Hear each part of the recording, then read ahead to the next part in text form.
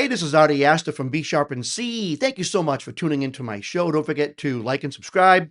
And right about here, there is a little thing popping over that will actually be my latest release, my own name. But enough about me. I was going through the comment section and I read um, a high number of requests, and I read all my comments that people leave me, um, even the bad ones. But I was noticing a high number of requests for me to do more Nightwish. And I try to spread it out as much as possible, but I also find the Nightwish story very interesting. And I think I want to do a deep dive, maybe do an episode about Nightwish without even featuring any music, just talk about them, because I think they have a real emotionally charged history going all the way back from 1996 up till today. And I watched an interview recently with Marcus, the bass player and vocalist who left the band, and him talking about how he noticed emotionally he was losing it. I wouldn't say losing it, but he noticed progressively over time his mental health was being affected. And I love the fact that he was like, I just need to focus on my mental health. And I like, it's weird because when I was a teenager and I went to bands, I saw, Pink Floyd, or I went to see Stone Temple Pilots or whatever, it's funny because I think these guys have the life. But there is a secret, like personal emotional toll that it takes on these performers, especially if they have family. I've seen performers who aren't even necessarily into a crazy party scene, but they're away from their wife and kids for 8 months out of the year. It takes a toll on them, especially if they want to remain faithful to their wife. And after every concert, everyone else who's part of the crew is just out partying and maybe not exactly living the best, um, the most faithful life, I guess you could say. For someone who wants to be a family man, that can be very difficult, and that can take a toll on that person individually, but it could also take a toll on the rest of the band. Because there are people who might look at someone and say, so and so's head isn't in the game. They're having doubts, or they're not feeling it this tour, and that can kind of cause a little bit of a rift. There's so many dynamics. I mean, I can literally waste 2 hours of talking just by going over all the dynamics that go through someone's mind, all the ins and outs that go through someone's mind when they're touring, and I don't even really fully even know the truth about it because I've never toured.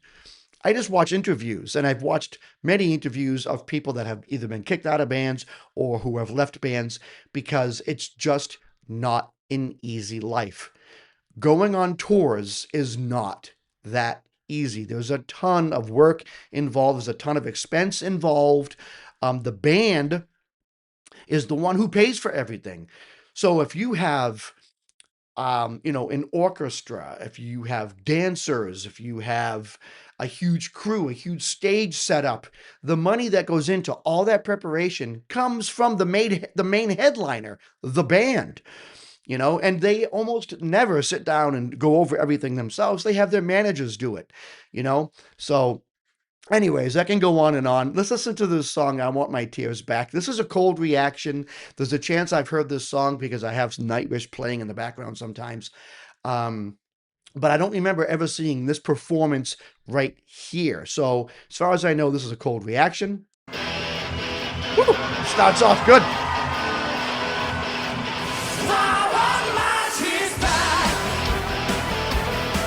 Oh, the Uilleann pipes.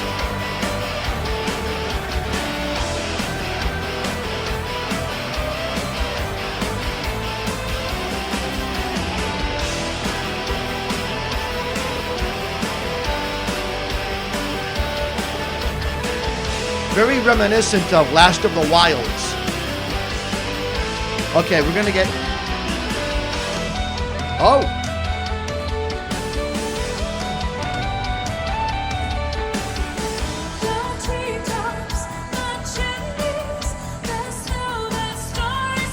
I love that.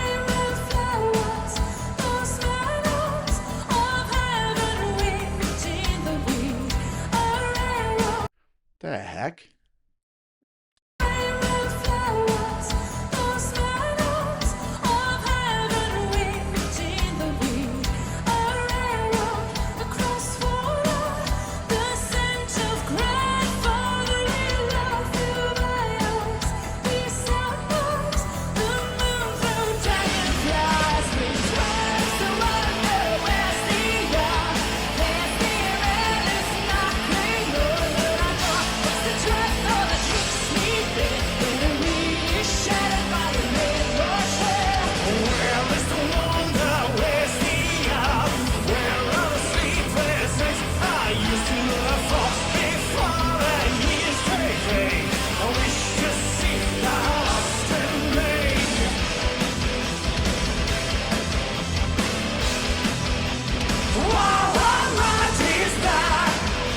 Nice, nice.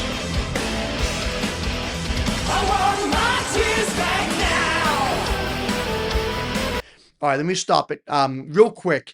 The drummer that's playing here is no longer with the band. I don't know his story. That's something I'll have to research. And there was also a portion of the song where they went like diminished.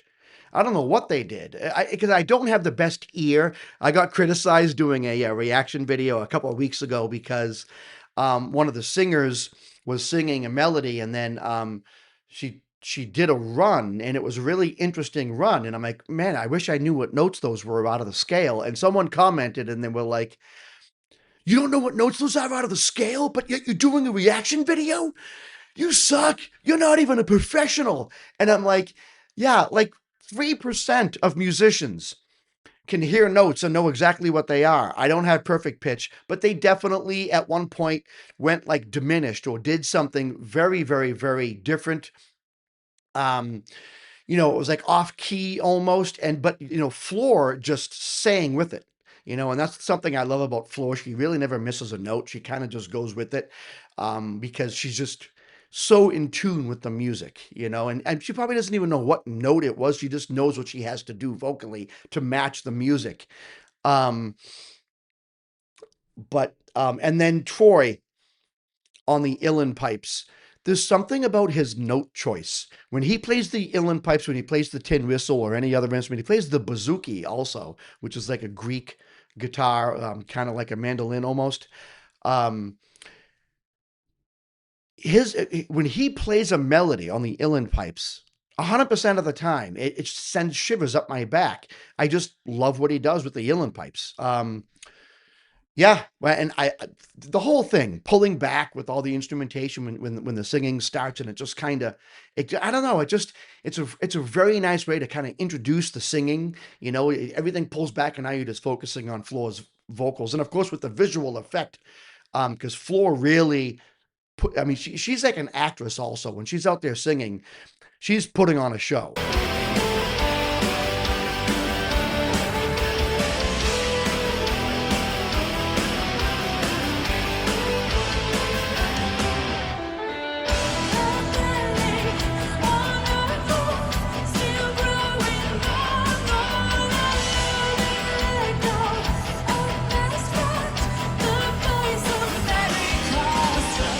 Right there, it's very dissident. Because it sounds diminished.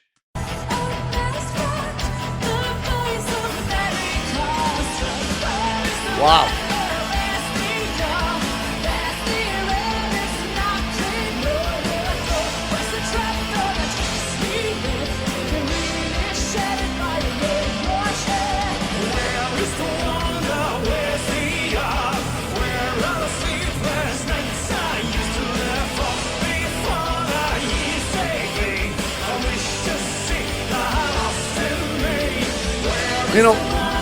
Marcus is an underrated vocalist.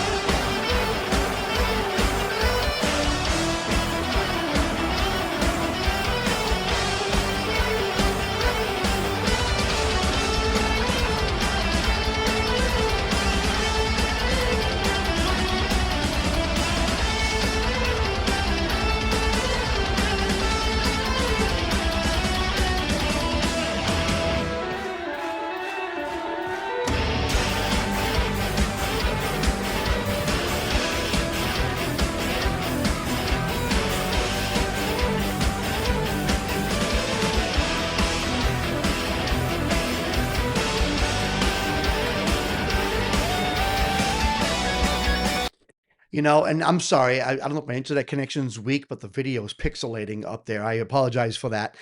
Um, I have Spectrum for internet service, which is never, I find Spectrum to be horrible. Is it just me, or does that uilleann pipe almost sound like violin, just the way it is? It almost sounds like a violin.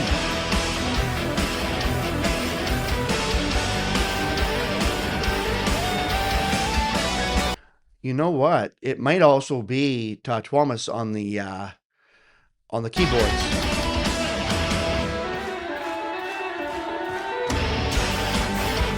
Is there a violinist up there? That might be the keyboard because the uilleann pipe when it came in after and was very distinct. But only Nightwish would have a dueling solo. We have uilleann pipe and then you have Empu on the guitar.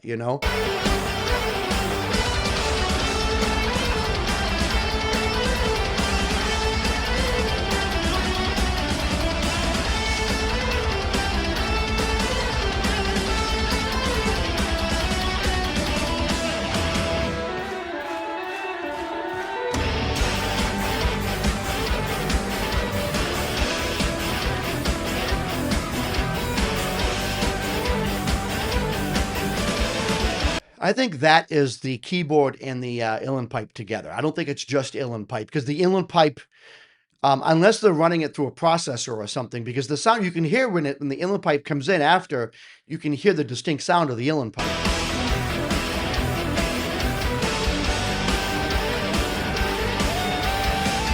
Hear that?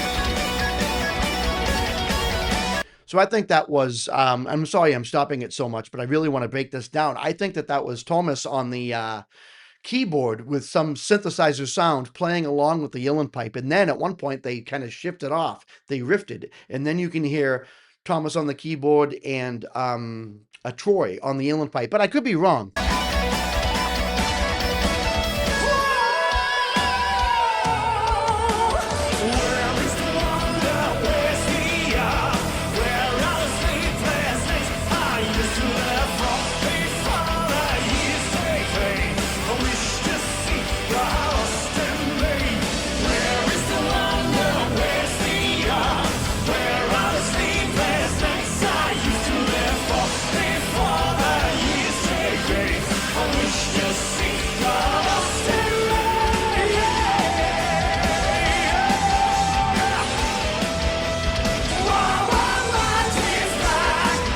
I love it.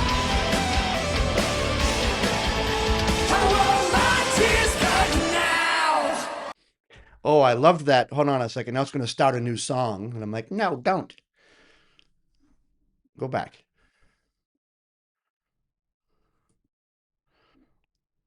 My internet's so slow right now. I love how there's no instrumentation on the word now. It's just all of them using their vocals. I don't think there was even a drum hit on the word now. Listen.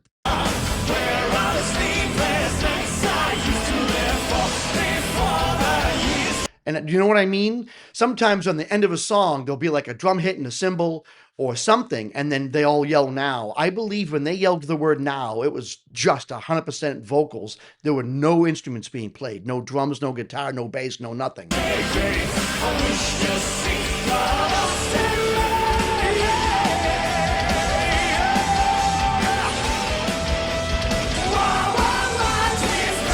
Listen.